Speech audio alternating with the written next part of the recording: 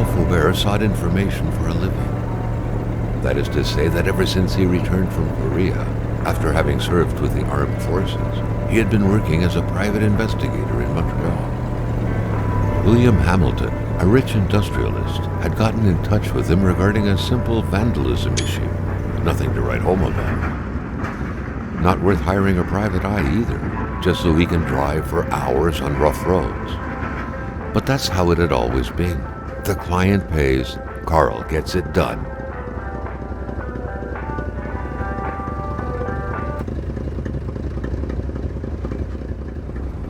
Now wasn't a good time to wander about. Hamilton was still out there.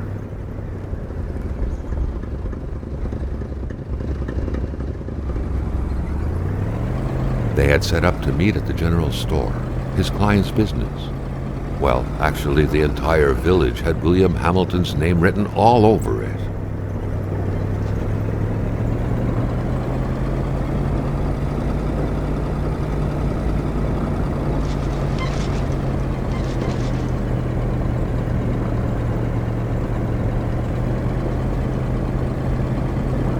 When the roads were bad, muddy, or snowed in, it was customary around these parts to close them off.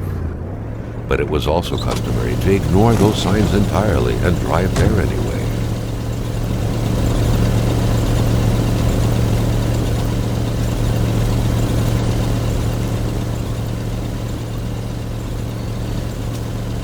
Hamilton never mentioned a road-blocking barrier. Why was it needed here in the back of Beyond? That would, however, be a mystery for another day. Karl had waited long enough for someone to come and raise it.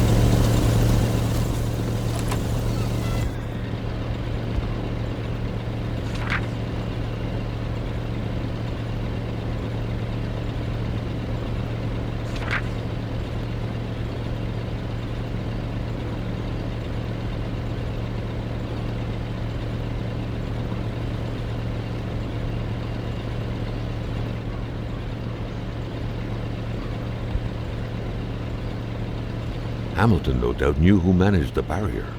Karl wanted to give him a call, but that would have been too easy though, as sure enough the line was acting up.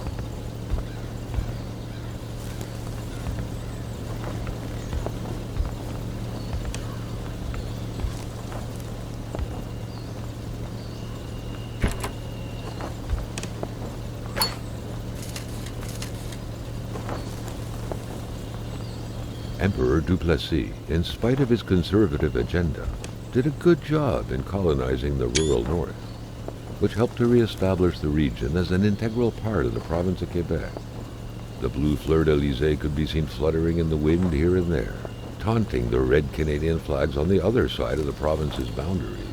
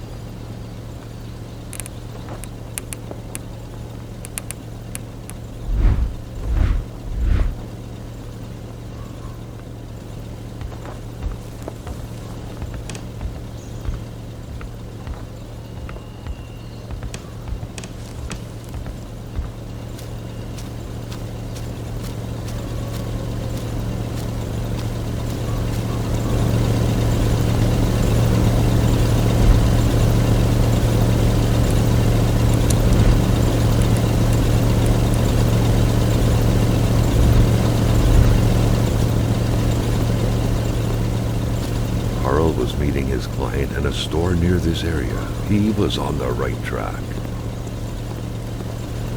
Still not a soul in sight. There was no point in waiting any longer. Carl had to figure this one out by himself.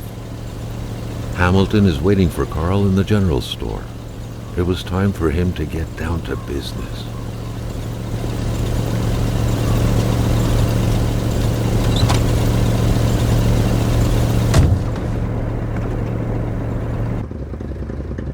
William Hamilton enjoyed a lavish country house built in the very heart of the northern forests, not too far from here.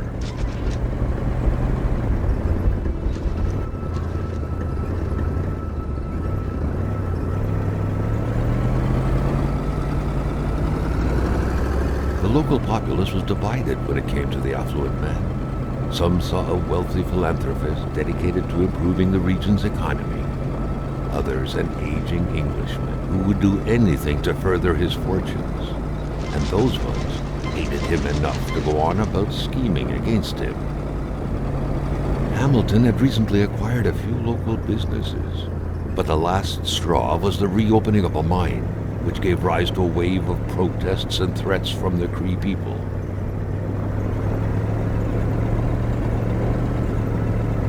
Given these circumstances, Carl reckoned that a good number of people must be feeling compelled to oppose Hamilton in one way or another. So far, only the industrialist's house had been a target, but soon enough, Carl thought, the target would become the man himself.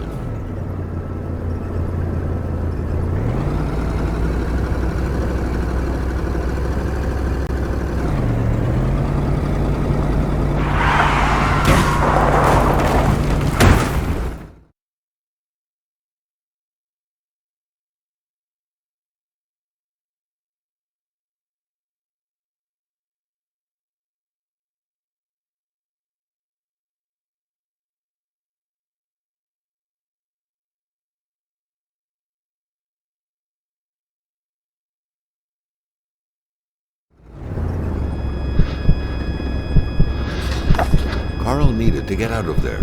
The cold and the pain required urgent care.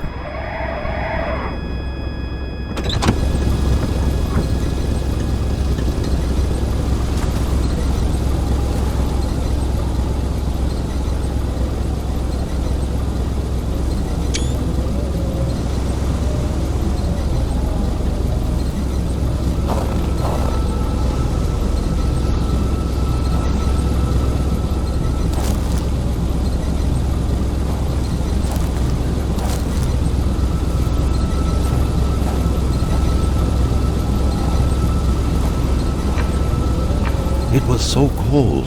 Already Carl did not feel his toes anymore.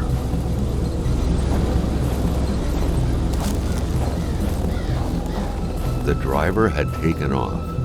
It was still best to check it out and leave nothing to chance. Carl needed help.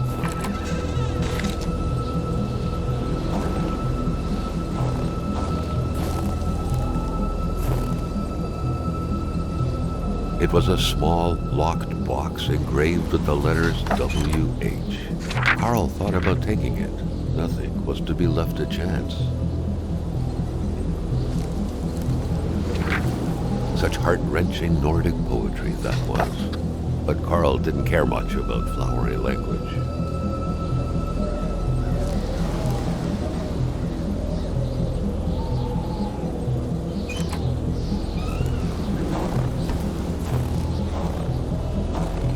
This deep in the country, his last hope was to find an abandoned garage or a farm by the roadside. His life depended on it. Carl, ever diligent in his work, always carried his log on him, in which he scribbled down thoughts and leads alike during the course of his investigations.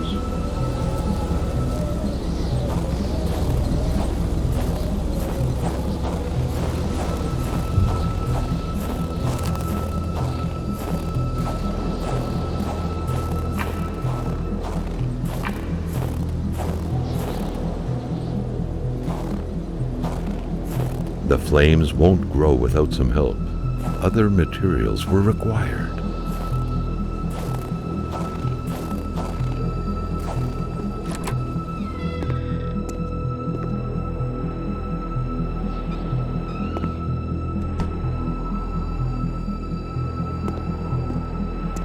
cold was burning Carl. He would not hold up much longer. He had to warm himself.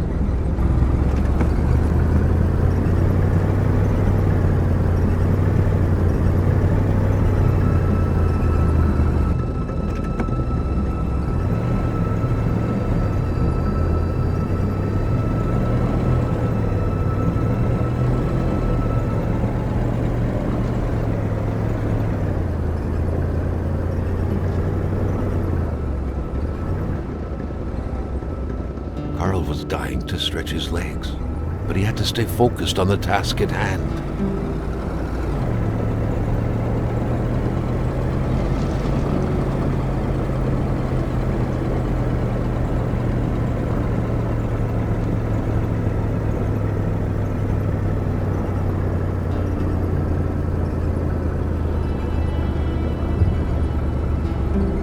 Spread out on a few acres of untouched forest, bellowing caribou, everlasting snow, and undefiled lakes, the Manistan region was no tourist hub. It was said to have been populated for millennia by Cree people, and ever since the industrial era, by the metal mining industry.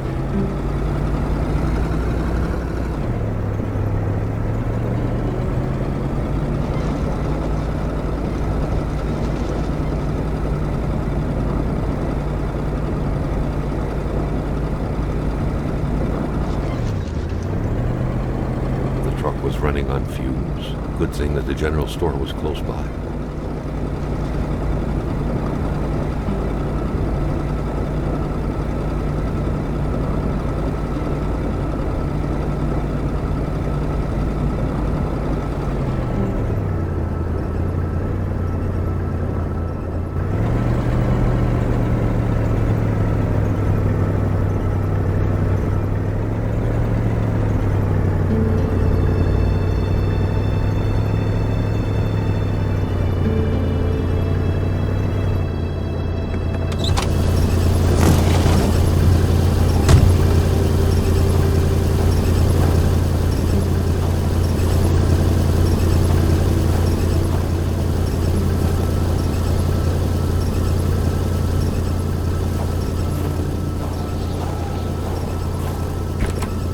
A milkman had to drive by every week to fill the bottles. The fresh milk indicated a recent visit.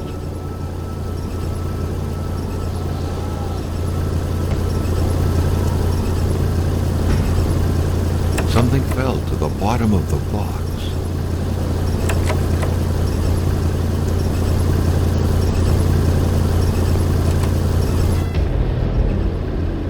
Carl had no trouble recognizing his employer. He had been killed. There was no need to be a detective to figure that out. But only a detective could have noticed that the killer had to have been very close, that the fatal blow had been given before the victim even realized.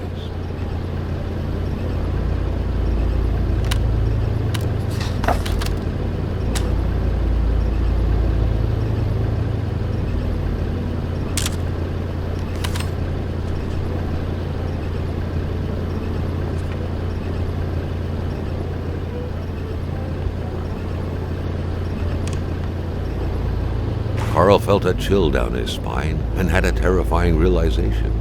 If Hamilton was dead, then who was going to pay him? What could be inside that envelope?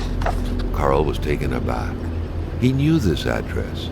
It was said to be the address of the P.O. box for the Canadian Secret Service.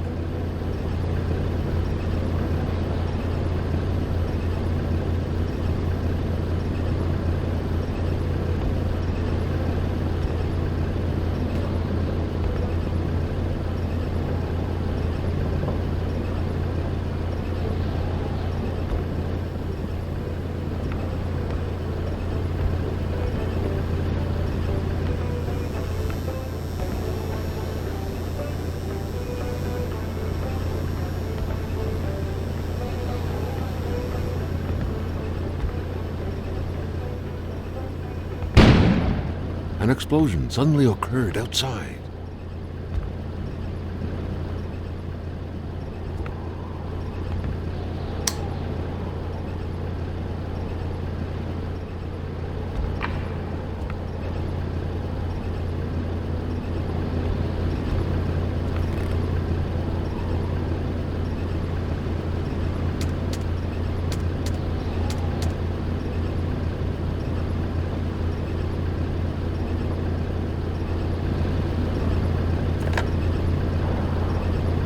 The snowstorm pummeled everything in its path.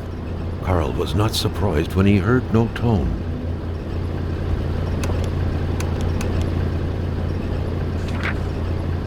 Carl knew that Gilles Lachance was in charge of the general store. That made him one of Hamilton's employees. A very angry employee, as Carl could plainly see.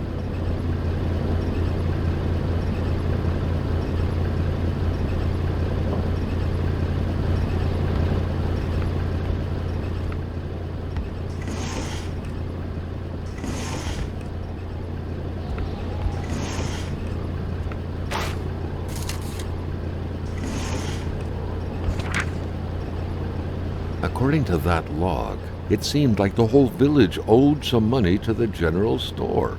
Carl was far more interested in the bunch of nearby addresses he had just gotten his hands on, though.